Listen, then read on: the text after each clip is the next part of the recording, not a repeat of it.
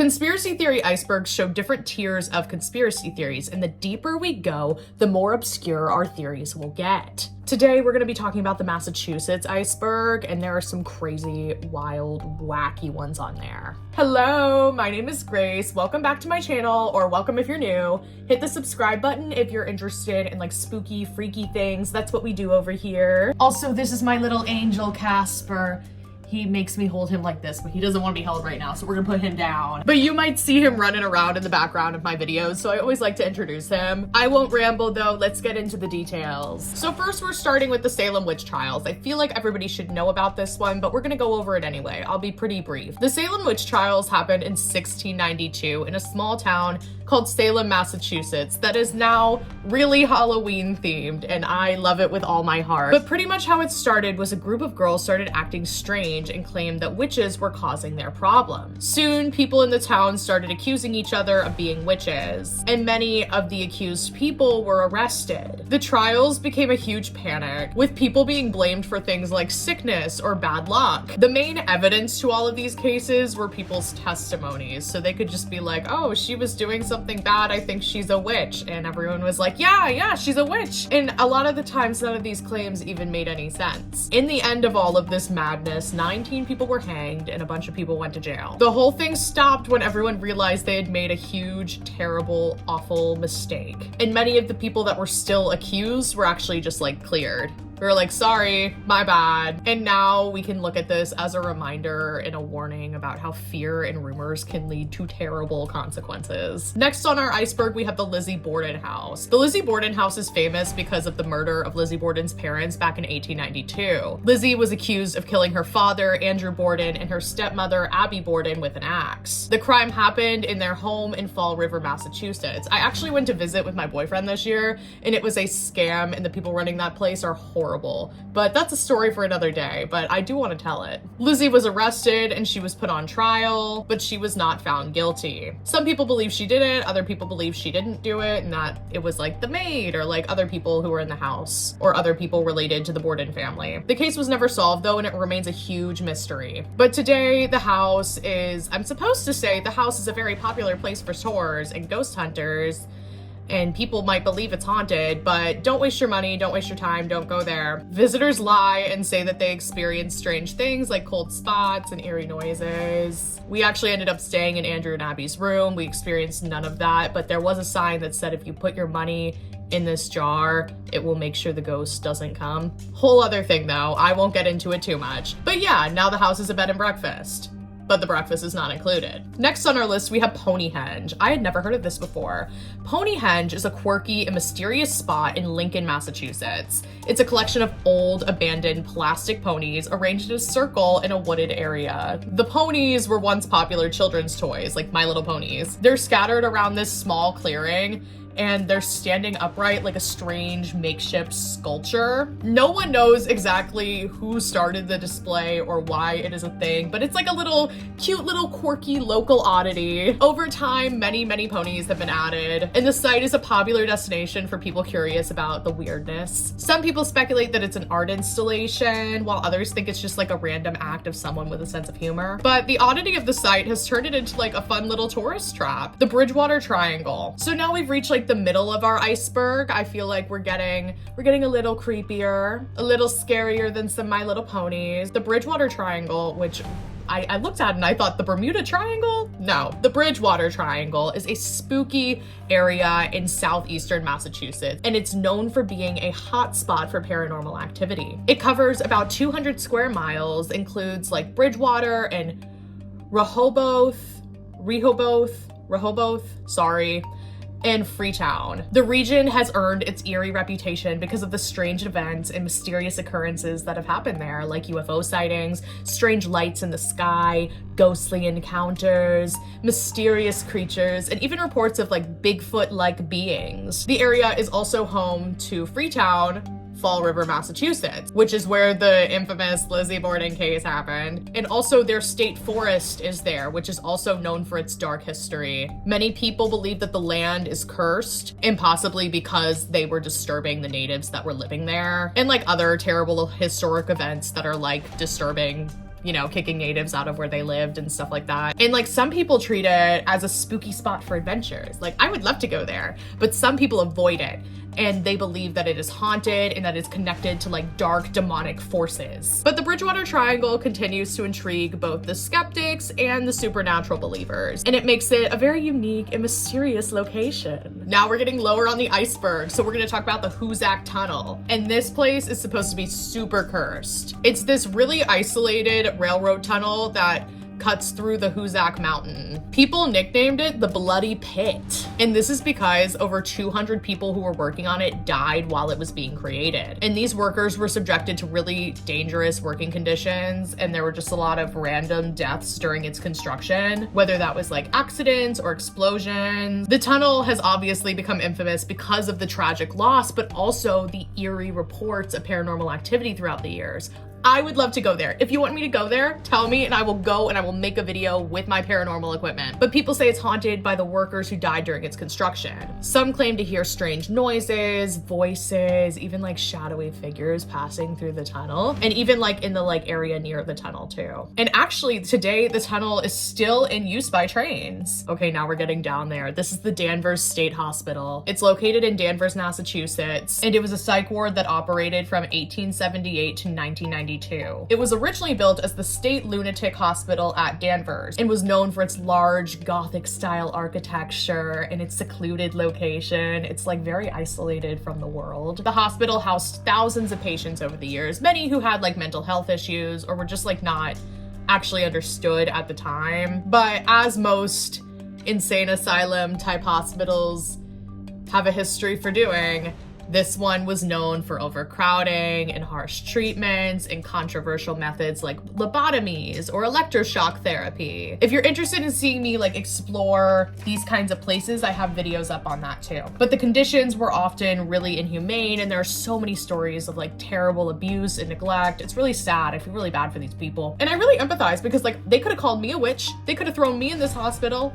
all because I have anxiety. But the hospital eventually closed in 1992. These hospitals always close so like recent to our times. I get 1992 is actually kind of far away now. It just doesn't feel like it. But when it closed, all of the buildings were abandoned. And today the site is known for its eerie abandoned sculptures, and it's become a hot spot for urban explorers, ghost hunters, and people just curious about its dark past. I can see if I can get in there. If you're interested in me going there, let me know. I would love to go to any of these places. So you just tell me what you're interested in and what's worth my time, and I will do it, baby. But the hospital's rumored to be haunted, of course, with people hearing strange noises and seeing ghostly apparitions. And people also say that just walking in, it has such terrible energy. Like you just know so many people were tortured and abused here.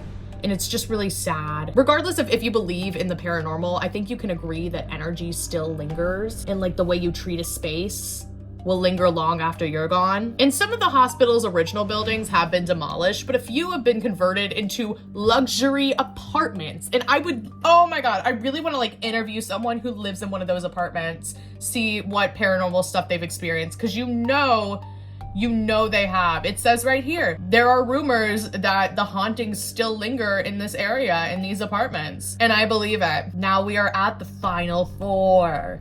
This is the Satanic murders of Fall River, which is where the Lizzy Bordon house is. So the Satanic murders of Fall River refers to a tragic series of murders that took place in 1979. And this case gained attention due to the claims that the murders were connected to satanic rituals and occult practices. And the murders involved the brutal killings of two women, both who were stabbed repeatedly. The bodies were discovered in a house that they had been living at, and the investigators found evidence suggesting that the crime might have involved ritualistic elements, including strange symbols and signs all around the scene of the crime. And some local rumors suggested that the murders were part of a larger cult activity in the area, but there's no concrete evidence that was found to support these claims. It's just, you know, gossip. But sometimes gossip can be true. A suspect named Drew Carl, or named Carl Drew. Isn't it so awkward when people have two first names as both their first and last name? I'm so glad no one would think Mitralik is a first name. A suspect named Carl Drew was a local man with a criminal background, and he was arrested and convicted for these murders. And everyone in the town was like, no, that man is a part of a satanic cult. Like, everyone was saying that about him. But I will say that, like, the details to his connection of these specific actual murders is a bit murky, and many aspects of the case are, like, up for debate. A lot of people are like, there's no real proof that it was definitely actually him. But, I mean, he was already on his way to the jail, so I guess we just got him in. You know how they like to pick up their criminals. They'll happily pick a criminal, like someone who's already been convicted of crimes and stuff, over some, like, Ted Bundy type, where he's, like, a scholar, a smart, nice man. They'll happily they just want to find someone. They don't care if it's the right one, usually, as long as it's someone to shut everybody up about the crime. Over time, the Fall River murders intertwined with this myth of a satanic panic that swept through the US during the 1980s and the 1990s. There was this widespread fear about secret satanic cults engaging in criminal activities. And while many people believe that the murders were related to Drew's personal criminal behavior, other people argue that we were overlooking the satanic angle of all of it. But I think also it's like to shock people. Like, if you're gonna do that, you gotta go big or go home if you're gonna commit a murder. I hope if I ever get murdered, do not murder me, please. But if I ever got murdered, I want that shit to be terrifying. Don't just stab me and be done. I want my blood all over the walls. I want you to write, like, some cryptic message. Get the people talking. You have my permission to become a celebrity. Just bring me with you. Okay, now we are at the bottom 3. This is crazy. I'm so excited. So this is the Dover Demon. So the Dover Demon is this strange creature who was reportedly seen in Dover, Massachusetts for a very brief period of time, just in April of 1977. The sightings were made by 3 separate teenagers, all on different nights, all describing a bizarre creature unlike anything they've ever seen before. And if you ask me, maybe these kids just got together and they were bored. But who knows? The creature was said to be about 3 to 4 feet tall and was a thin, almost humanoid body. It had long limbs, an oversized head, and its skin was pale, smooth, and hairless. And it had large, glowing orange eyes. It had no visible mouth, no nose, no ears. Witnesses described it as moving in a strange, almost weird, unnatural way, sometimes crawling on all 4s or gripping onto rocks. But the first sighting occurred the night of April 21st, 1977, when 17-year-old Bill Bartlett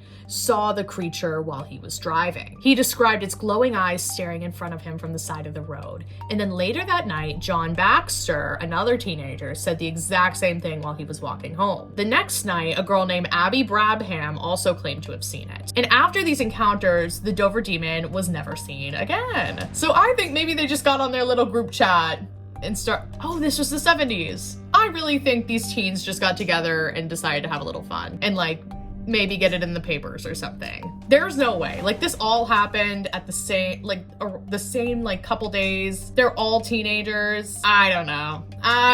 Anyway, after these encounters, the Dover Demon was never seen again. And this makes it one of the strangest and most short-lived cryptid cases in history. And some people believe that the sightings were real and they were just a misidentified animal, like a baby moose or a sick coyote, but others insist that this is something unexplainable. Let me know what you think in the comments. We are at the final 2. We have made it. Thank you so much for watching this far in the video. If you are enjoying it, leave a like and I'll do another state's iceberg. You can even tell me what state you're looking for me to do. Oh, so this one's gonna be fun. This is the Spiders Gate Cemetery, and it's actually called the Quaker Cemetery in Leicester?